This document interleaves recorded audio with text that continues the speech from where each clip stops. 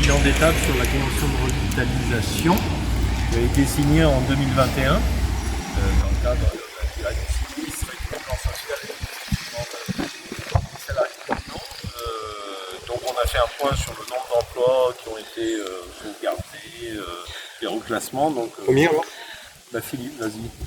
Sur la totalité des salariés, nous avons 19 salariés qui sont en CDI aujourd'hui. C'est 72. Le reste des salariés sont des salariés qui ont des contrats d'intérimaire ou des CDD ou en recherche d'emploi. Il y en a qui sont en pré-retraite ou retraite, formation, mais voilà, on n'a que 19 CDI qui sont sauvés aujourd'hui. Ils sont où? Les entreprises des 19, ils sont répartis sur d'autres sites, c'est ça? Oui, voilà, pas sur d'autres sites, sur d'autres entreprises locales. Ah, pas du tout le site. Hein. Pas du groupe Cofigeo. Non. D'autres entreprises du département. Voilà, c'est ça. Le reste, ça fait sur ça fait pas qui sont certains vont être arrêtés parce qu'au bout de 6 mois, des contrats de moins de 6 mois pour ça. Et oui, alors s'ils ont des contrats, ils les ont trouvés dans des entreprises du département aussi, pareil, tous du département. Ok. Voilà. Après, il a été question de la convention de revitalisation, c'est-à-dire l'argent qui a été mis, les 431 000 € qui avaient été donnés par Toupneau l'État pour faire la convention de revitalisation.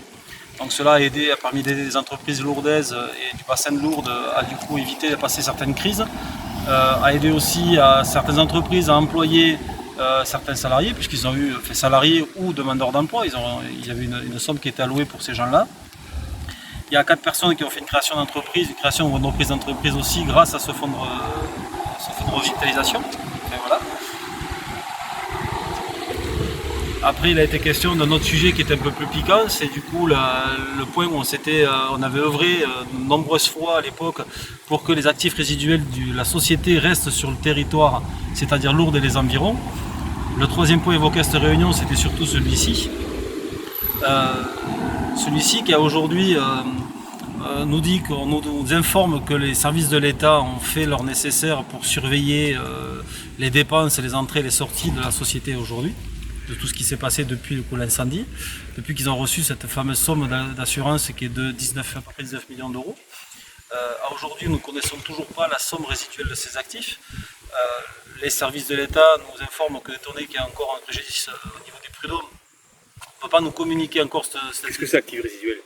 Actif résiduel, c'est-à-dire l'argent qui va rester dans la société avant la clôture de cette société. D'accord. Et ce qu'il faut avoir à l'esprit, c'est que la somme qui vient d'être sont les 19 millions d'euros versés par les assurances. Au départ, c'était pour la reconstruction. On était d'accord sur ça. Et comme la reconstruction n'est jamais venue, qu'il n'y a pas eu de repreneur, et ce qui avait été obtenu via le combat des salariés et des élus locaux, également, et de l'État d'ailleurs, c'est que dans le cadre de cette convention de revitalisation, il y a un article, l'article 3, qui dit qu'on veut qu'un maximum de fonds reste sur le territoire, au-delà même de la convention de revitalisation, qui se chiffre à 432 000 €, on verra combien il reste, et à partir de là, il y a un système, je dirais, entre guillemets, de contrôle des services de l'État sur l'entreprise pour voir effectivement qu'un maximum d'argent reste sur le territoire. Cet argent devant servir également, bien entendu, à l'indemnisation du préjudice moral des salariés dont on vient de parler. Voilà. Donc ça fait l'objet d'un débat.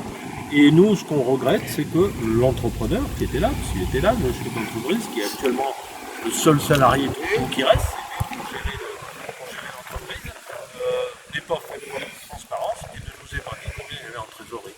Aujourd'hui, au jour d'aujourd'hui, on n'est pas capable de vous le dire, mais bien entendu, on compte sur les services de l'État pour que ce contrôle soit à la fois strict et minutieux.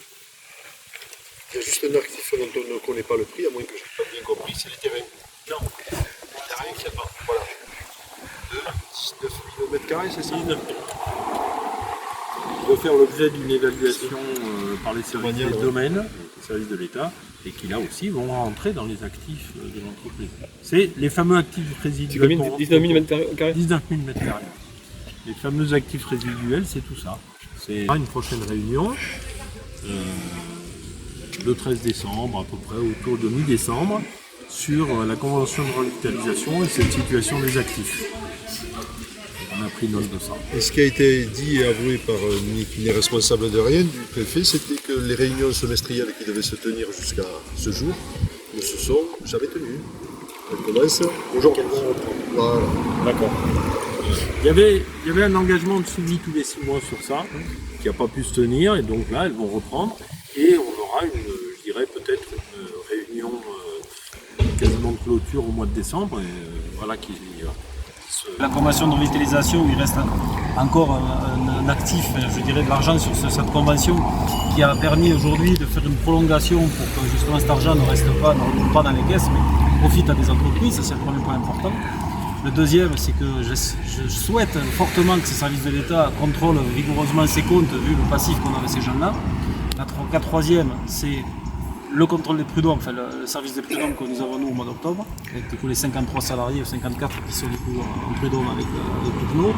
Et le quatrième, c'est la réunion de décembre qui va se passer pour savoir exactement quel résidu il reste qui pourra profiter du coup au bassin de l'eau. D'accord, mais les actifs résiduels, ils font partie du contrat de revitalisation? Oui, bien sûr. Ils font partie dans un article 30, et c'est une nouveauté. Est-ce qu'ils seront en 430 000 € ou est-ce qu'ils seront intégrés déjà? La convention de revitalisation, elle fait 432 000 €. Ça, c'est une première chose. C'est le maximum qu'on pouvait obtenir. C'était 432 000, c'est ce qui a été obtenu. Et ensuite devrait venir s'ajouter des actifs résiduels sur la base notamment de ces indemnisations d'assurance auxquelles il va y avoir des déductions sur ces millions d'euros. Mais notre objectif, et l'objectif de tout le monde, normalement, c'est qu'on ait un maximum d'argent qui reste sur le territoire et qui serve aussi également à l'indemnisation des salariés. Et puis qui sont versés à l'indemnisation des salariés, qui sont quand même les grands perdants. C'est quand même eux qui l'ont eu. Quoi.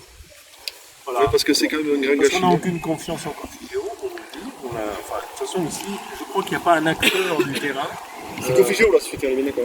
La société, c'est tout le temps. Mais le groupe C'est Cofigeo. qui détenait le capital, c'est Cofigeo.